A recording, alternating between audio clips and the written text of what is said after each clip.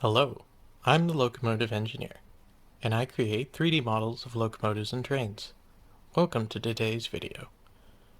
Previously on this channel, I showed off how I created a model of Siemens SC-44 Charger diesel. In that video, however, I left the model in what you might call primer gray, instead of decorating it fully. Since a number of different railroads have purchased the standard Charger model, I asked if there was any variation that you all would like to see in particular. By a unanimous vote, Amtrak Midwest was chosen to be my first SC-44 paint scheme. As the first scheme applied to the Chargers when they were introduced in 2016, this livery has a strong association with the SC-44 in my mind. I think it suits them quite well, and I probably would have chosen this scheme anyway, even if I hadn't gotten a suggestion for it. The first part of applying this scheme was straightforward. I started by drawing the major color boundaries, and then adding in the stripes and borderlines. This part of the process has been well documented in my other videos, so I won't belabor it too much here. One interesting thing about the Charger that sets it apart from a lot of other locomotives when it comes to paint scheme design is the heavy asymmetry that exists between the left and right sides of the locomotive. Vent placement and such differs enough between the sides that a simple mirroring of paint details doesn't work for these like it does for, say, the GEP-42, or even something older like the Alco PA.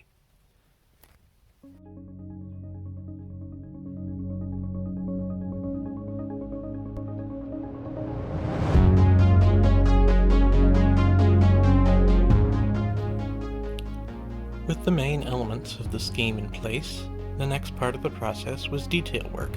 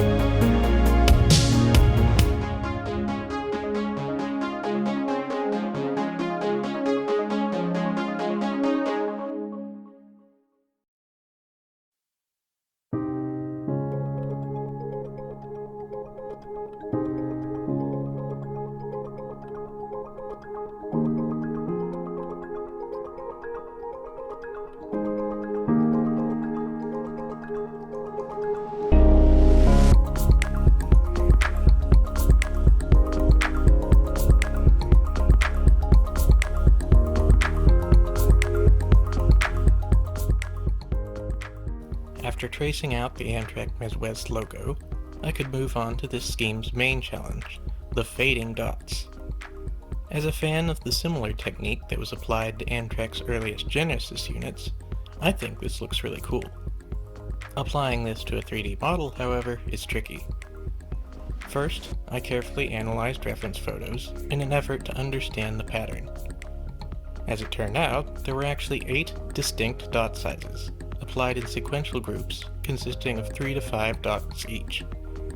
By estimating the size of the largest dots, I was able to scale the rest down appropriately with the help of a really good reference photo. Once that was done, it was just a matter of placing them. All 750 of them.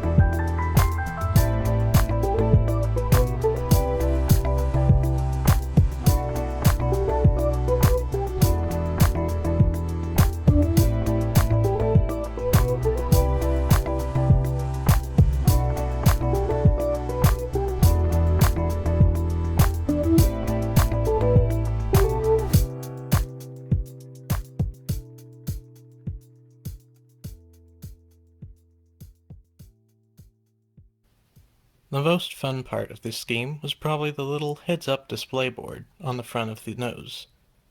Using a photo for reference, I determined the pixel layout of the board and recreated the text using pixel art techniques in Microsoft Paint. From there, I just needed to trace it out in SketchUp and apply it to the board.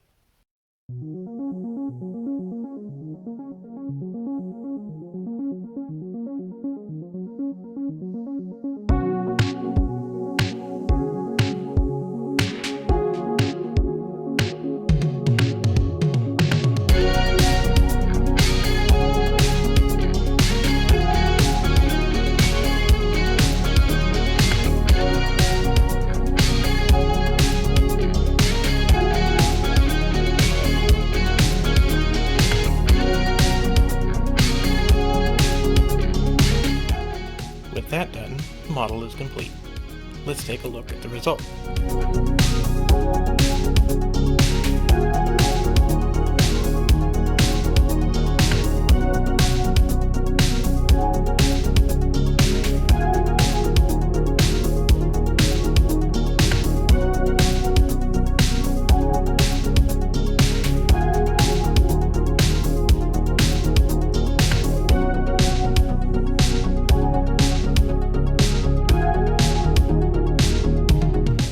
From here, the next step is to put this through Blender. Thanks to a change in screen capture software, I can finally show off this part of the process. Blender has actually made this process very intuitive. Under the material properties, I just need to tweak the sheen and clear coat levels to achieve the appearance of a shiny new coat of paint. I had already done this with an early version of this model, so I simply matched the settings from the old model that I was already happy with.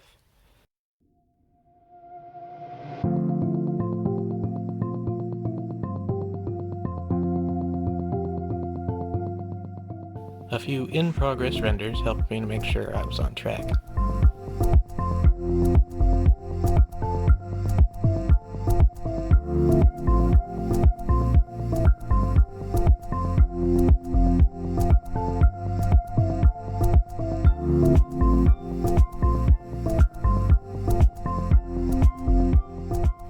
With this done, we're ready to show off the final model.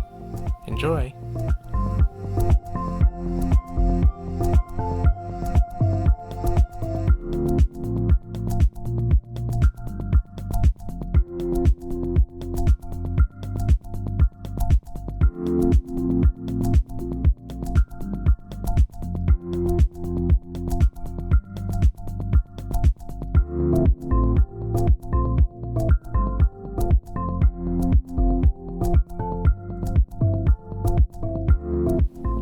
Before I close this video, I thought I'd offer a sneak peek into my next Charger project.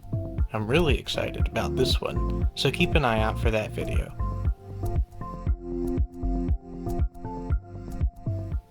Thanks for watching. I'll see you next time.